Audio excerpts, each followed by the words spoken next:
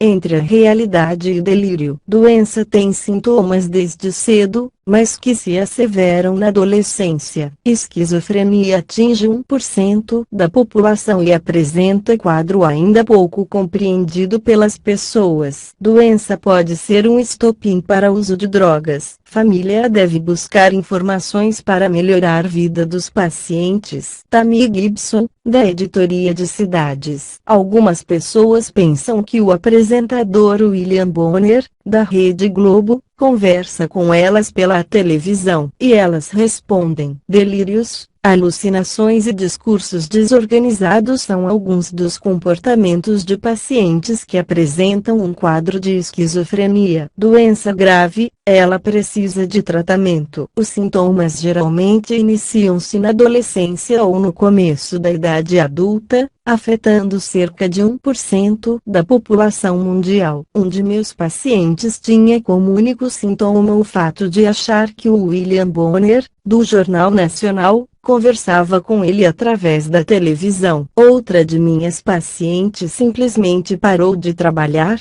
ficou apática dentro de casa, achando o tempo todo, e mesmo após vários exames negativos, que simplesmente tinha algo de errado com seu corpo, relata o médico psiquiatra, Marcelo Caixeta, ao explicar alguns dos sintomas que aterrorizam os portadores da esquizofrenia. A doença apresenta outros sintomas, como as alucinações, representadas por alterações da percepção. Um exemplo seria ouvir vozes sem que haja um estímulo real. Mas existem outros: o discurso desorganizado, um distúrbio que prejudica a comunicação e linguagem do paciente. O embotamento afetivo, quando o portador da esquizofrenia apresenta uma capacidade reduzida de expressar emoções. A anedonia, uma incapacidade de sentir prazer. A volição, quando o paciente apresenta falta de vontade, apatia e, por fim, o isolamento social. A esquizofrenia é uma doença proveniente de fatores genéticos, de acordo com o especialista. O indivíduo já nasce com problemas cerebrais e estes vão se avolumando até a adolescência. São problemas decorrentes da dificuldade na sinaptogênese, ou seja, há dificuldades em que determinadas áreas cerebrais comuniquem-se com outras por meio das ligações sinápticas, que são as ligações que se estabelecem entre as células nervosas, os neurônios, no decorrer do desenvolvimento. No entanto, além da genética, fatores externos relacionados ao ambiente também podem exercer influência. O médico, psiquiatra e pesquisador do Programa de Reconhecimento e Intervenção em Estados Mentais de Risco, PRISMA, da Universidade Federal de São Paulo, Unifesp, Elson Azevedo, explica que esses fatores ambientais podem ser precoces, como complicações na gravidez ou no parto, ou mais tardios como experiências de abuso na infância, o uso de drogas, em especial a maconha,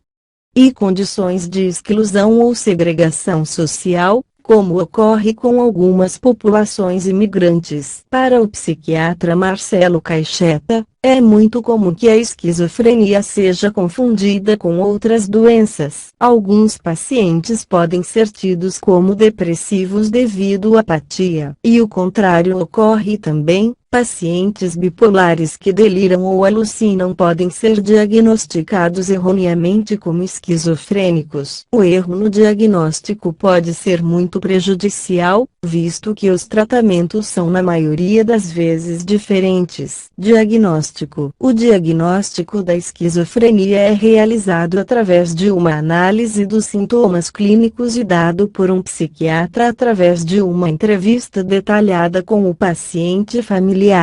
Nela, o discurso e comportamentos do paciente são observados criteriosamente. Já o tratamento tem como base o uso de medicação antipsicótica, cujo intuito é diminuir os delírios e alucinações. No entanto, o psiquiatra Elson Azevedo aponta a existência de outros dois fatores importantes para o tratamento: reabilitação funcional e a prevenção de recaídas. Outras estratégias, como terapia ocupacional, psicoterapias, Terapias familiares com foco na compreensão e no enfrentamento da doença são muito importantes no processo de recuperação e reinserção social do portador de esquizofrenia. O suporte social, seja através da família, dos amigos ou de recursos da comunidade, é também essencial nesse processo, diz. Doença é porta de entrada para a dependência química. É de extrema importância a continuidade no tratamento, pois em sua ausência os surtos psicóticos tornam-se mais frequentes e graves. Quando o tratamento não é realizado, a tendência para o paciente é a perda da vida independente e de relacionamentos saudáveis, além da possibilidade de desenvolver outras doenças e hábitos nada benéficos,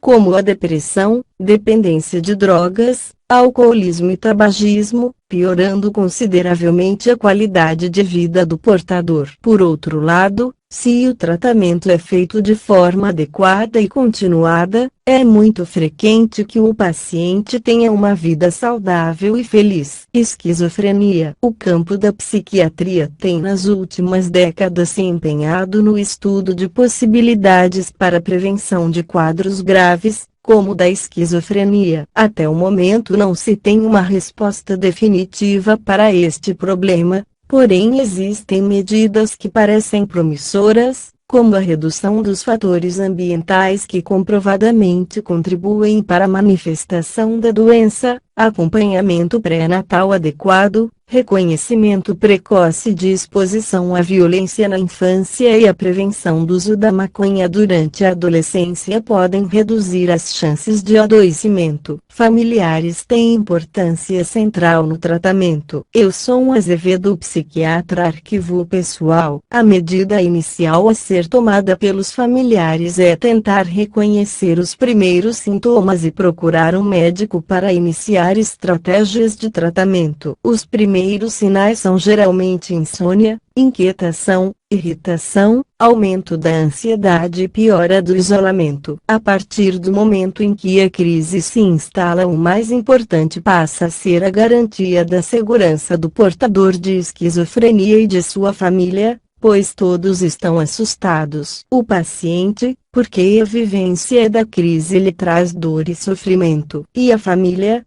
por não saber o que fazer ou não entender o que está acontecendo. Serenidade. O psiquiatra Elson Azevedo aconselha então a manter uma atitude acolhedora e serena. Não é o momento de confrontar ou argumentar. O médico responsável pelo tratamento deve ser imediatamente acionado e o paciente deve passar por uma avaliação de urgência. Muitas vezes uma internação hospitalar pode ser necessária, explica. No dia a dia, o conselho do psiquiatra Marcelo Caixeta é tratar o paciente como qualquer outra pessoa, com respeito, carinho e, quando possível, atividades ocupacionais. Isto é muito importante, pois estes pacientes tendem a entregar-se muito facilmente à apatia e ao comodismo, diz. Para ele, o portador da esquizofrenia tem que ser apoiado, ensinado e orientado pelo médico, pela família e pelos amigos. Muitos pacientes conseguem ter uma vida funcional, trabalham, têm filhos, família e se sentem úteis. Mas tudo depende da disciplina de cada paciente. Se o paciente tiver disciplina, comer bem, evitar café, cigarro, drogas, dormir corretamente, evitar excessos, ódio, agressividade, seguir corretamente as ordens médicas, pode ter uma vida relativamente boa e feliz, afirma Caixeta. Infelizmente, a doença é cercada por preconceitos. Para combatê-los, nada melhor do que a informação. Pacientes e seus familiares devem se informar melhor sobre a doença e o tratamento. Chamamos essa estratégia de psicoeducação. Está mais do que provado que, quando a família e o paciente obtêm essa informação, o tratamento é mais bem sucedido. Um ótimo recurso para as primeiras informações sobre esquizofrenia é o livro Entre a Razão e a Ilusão, Desmitificando a Esquizofrenia, escrito por um portador de esquizofrenia, diz o psiquiatra Elson Azevedo. A obra é assinada por Rodrigo Afonseca Bressan,